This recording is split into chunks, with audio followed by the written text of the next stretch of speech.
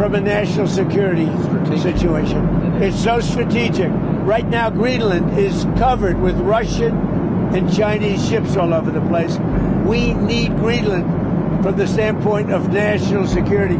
And Denmark is not going to be able to do it, I can tell you. Cette vidéo où Trump se moque du Danemark n'a rien de drôle. Elle cache une menace existentielle pour l'ordre mondial que nous connaissons depuis 75 ans.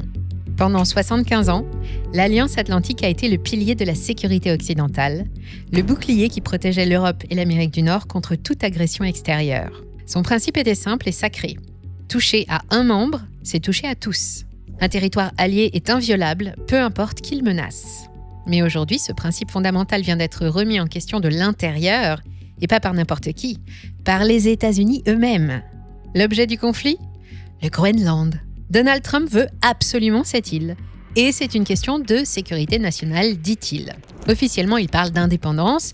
Officieusement, il s'agit de contrôle, car le Groenland est un territoire immense, stratégique, riche en ressources, situé au cœur des convoitises de l'Europe, de la Russie et de la Chine. Le Groenland serait mal exploité, mal défendu et trop important pour être laissé en d'autres mains. Son objectif est clair, l'acheter, l'annexer ou à défaut en prendre le contrôle, et par la force s'il le faut. À Copenhague comme à Bruxelles, la réaction ne s'est pas fait attendre, l'idée est prise très au sérieux, mais inacceptable. Les États-Unis sont membres de l'OTAN, le Groenland aussi. Vous voyez le problème. Toucher au Groenland, ce ne serait pas seulement planter un nouveau drapeau, ce serait remettre en cause un principe fondamental de l'ordre occidental, l'intangibilité des territoires entre alliés. Un allié qui s'arroge un territoire stratégique relevant d'un autre allié, c'est un événement explosif qui détruit le socle même de la sécurité collective. La loi du plus fort qui remplace les traités. À partir de là, une question devient inévitable. À quoi sert encore l'OTAN si elle n'est plus capable d'empêcher ses propres membres d'entrer en confrontation ? Dans cette vidéo, je vais vous expliquer pourquoi les États-Unis ne respectent plus le pacte militaire le plus puissant de l'histoire, mais surtout ce qui va changer dans votre vie si le parapluie américain venait soudain à disparaître. Parce que ce qui se joue en ce moment sur l'échiquier politique déterminera le monde dans lequel vous vivrez pour les 50 prochaines années. Mais avant de commencer, laissez-moi vous parler de la piqûre la plus douloureuse qui existe, encore plus fatale que celle des moustiques tigres ou des frelons asiatiques. La piqûre faite à votre épargne, celle des frais de courtier. 2 € par-ci, 10 € par-là, répétez ce cycle infernal sur des décennies de TCA et ce sont des dizaines de milliers d'euros qui partent en fumée. Mais Money Radar a trouvé la solution. Notre partenaire XTB propose le seul compte titre avec 0% de commission dans la limite de 100 000 € investis par mois sur l'achat et la vente, avec plus de 7100 actions et 1800 ETF disponibles. Leur plateforme intuitive Xstation vous permet d'investir facilement avec des outils et graphiques professionnels. L'ouverture de compte se fait en moins de 15 minutes et les équipes de support aux clients en français sont disponibles 5 jours sur 7. XTB, pour rappel, opère en France depuis 2010 et ce sous le contrôle de l'autorité des marchés financiers. Cliquez sur le lien en description et découvrez dès maintenant un compte chez XTB.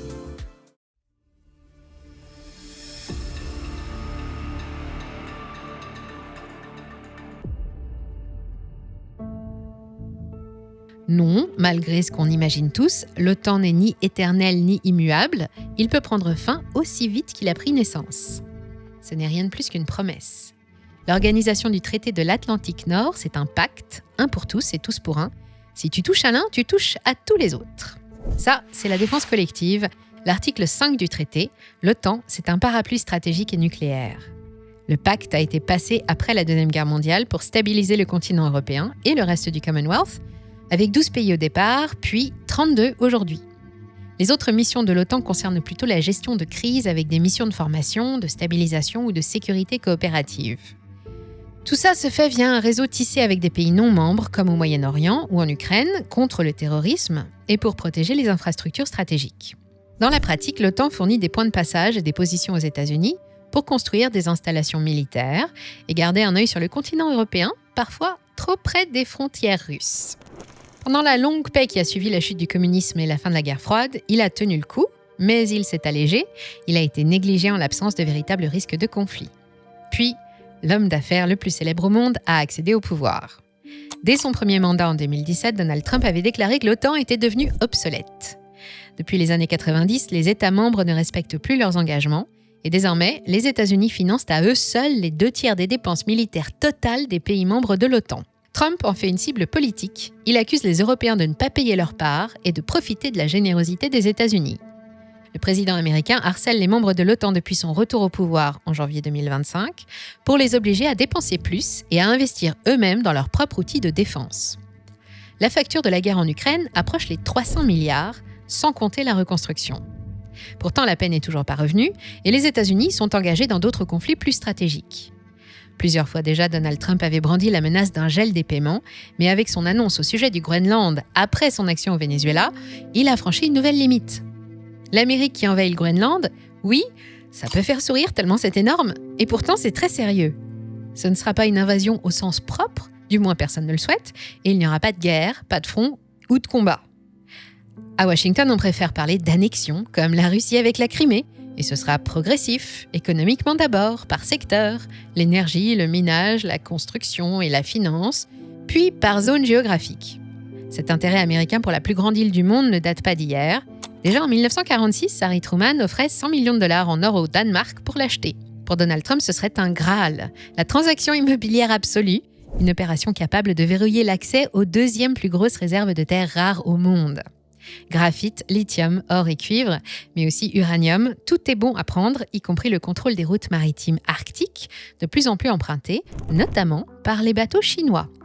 Ce que vise Donald Trump plus précisément, c'est la Critical Metal Core, qui exploite le projet Tanbreeze, le plus grand gisement de terres rares et de minerais de la région. À cela s'ajoute le bassin gazier et pétrolier de Jameson Land de la Greenland Energy Company. Depuis 2019, il sonde discrètement les populations et les décideurs. Il propose indépendance ou échange territorial. Mais le Danemark refuse net. Le Groenland n'est pas à vendre.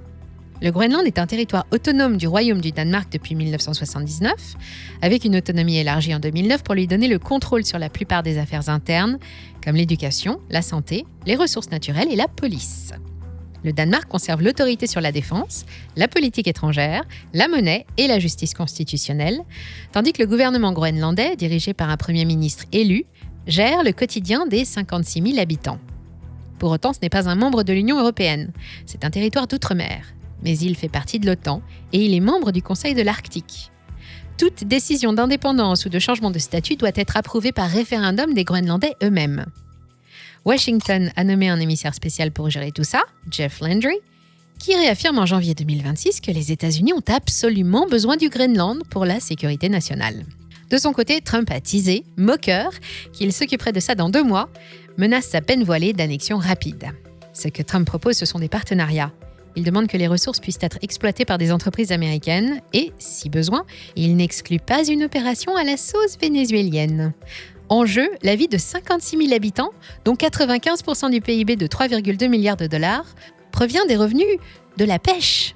L'autre enjeu majeur, c'est la vie de l'OTAN, ou plutôt la survie de l'OTAN. Parce que si d'une façon ou d'une autre, les États-Unis venaient à s'approprier des ressources ou les territoires du Groenland, ce serait la fin du pacte. Chacun pour soi et Dieu pour tous. D'abord, le choc sera mondial. Cela voudra dire que les États-Unis ne protègent plus leurs alliés. Dans ce scénario, l'Europe se retrouve isolée et devient beaucoup plus vulnérable. Perdre l'OTAN sera destructeur pour son économie. Les budgets de défense vont exploser alors qu'ils ont déjà augmenté de plus de 30% depuis 2022. Ça tombe mal, l'Europe ne progresse plus, les affaires stagnent, la dette fait peur, la pression sociale est forte partout, l'Union est fracturée, coupée entre les pays riches au nord et les plus industrialisés à l'est. Les situations économiques des pays membres sont très différentes et chaque pays devrait se réarmer seul, sans véritable coordination. Ce sera le chaos pendant au moins plusieurs années. Oui, concrètement, les armées européennes existeraient toujours, les intérêts communs aussi, mais sans l'OTAN, il n'y aurait plus de réflexe collectif. En cas de crise, les réponses seraient improvisées et très vite, les pays chercheraient des solutions de remplacement, des accords bilatéraux, des garanties politiques ou traités ad hoc, comme la France et l'Allemagne en 2019 avec le traité d'Aix-la-Chapelle. Chaque État chercherait à se protéger lui-même, sans cadre commun. Les armées achèteraient ce qui est disponible rapidement et pas forcément ce qui est le plus durable ou le plus efficace. La question nucléaire deviendrait alors centrale. Sans l'OTAN, la dissuasion partagée perdrait sa clarté. La France et le Royaume-Uni resteraient des puissances nucléaires, mais l'ambiguïté s'installerait. Qui protège qui et à quelles conditions ? Vous pensez que ça ne vous concerne pas ? Regardez vos impôts. Imaginez-les tripler pour financer un réarmement massif. Imaginez le prix de l'essence exploser parce que les routes maritimes ne sont plus sécurisées. Imaginez votre entreprise délocalisée parce que l'Europe n'est plus stable. Les conséquences économiques suivraient rapidement. Les marchés intégreraient une prime de risque durable pour l'Europe. Les coûts d'assurance, de transport et de sécurité augmenteraient. Ces ruptures géopolitiques ont un impact direct sur vos investissements. Et c'est à ça que sert notre newsletter gratuite. Chaque mardi, on vous envoie un récap des marchés, l'analyse d'une action et on décortique l'actualité qui impacte réellement votre argent. Si vous ne faites pas encore partie des 50 000 abonnés à la recevoir, je vous ai mis le lien en description, vous savez ce qu'il vous reste à faire. Pour en revenir au sujet, les entreprises reconsidéreraient l'emplacement de leurs actifs stratégiques. Les États investiraient massivement dans la protection des infrastructures critiques, pendant que les investisseurs exigeraient des rendements plus élevés pour compenser l'instabilité. Sur le plan diplomatique, l'Europe se fragmenterait encore davantage. Le Royaume-Uni pourrait se rapprocher encore plus des États-Unis par des accords bilatéraux. La Turquie deviendrait un acteur incontournable et renforcerait son poids régional. Au niveau mondial, le message serait clair, les engagements occidentaux ne seront plus garantis. Ailleurs dans le monde, les États chercheraient à diversifier leurs alliances et à ne plus dépendre d'un seul protecteur. On l'a compris, pour les États-Unis, la priorité stratégique n'est plus l'Europe. Depuis plusieurs années, Washington prépare son désengagement progressif du continent européen pour se concentrer sur ce qu'il considère comme le vrai défi du XXIe siècle, la Chine. L'Indo-Pacifique, Taïwan, la maîtrise des routes commerciales et technologiques sont désormais au cœur de la stratégie américaine. L'Europe reste un partenaire, mais de plus en plus perçu comme encombrant et secondaire, ou comme un marché où écouler des produits.